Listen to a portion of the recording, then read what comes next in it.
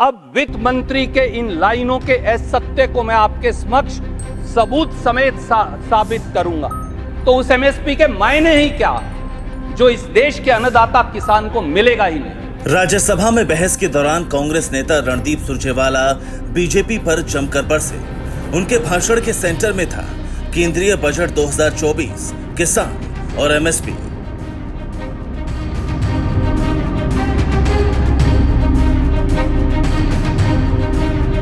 Budget पर चर्चा में भाग लेते हुए सुरजेवाला ने बीजेपी को किसानों के मुद्दे पर घेरा। उन्होंने सरकार पर 72 करोड़ किसानों से भेदभाव का आरोप लगाया। सीएसीपी की रिपोर्ट का हवाला देते हुए एमएसपी नहीं देने की बात कही।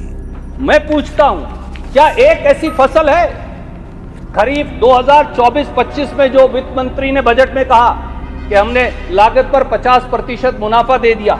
ये वो रिपोर्ट है, आपकी रिपोर्ट है 2024-25 की।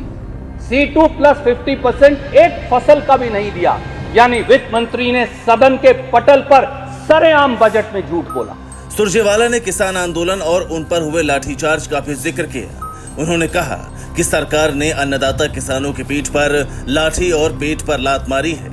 भाजपा सरकार में, मोदी सरकार में एमएसपी अब मैक्सिमम सफरिंग फॉर फार्मर बन गया है, मिनिमम सपोर्ट प्राइस नहीं रहा, क्योंकि एमएसपी के मायने ही नहीं बचे।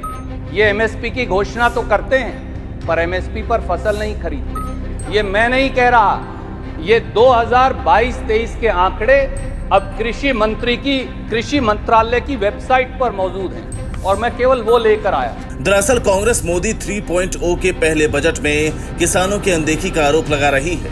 कांग्रेस का कहना है कि बजट में सरकार का फोकस सिर्फ गठबंधन साथियों को खुश करने पर रहा।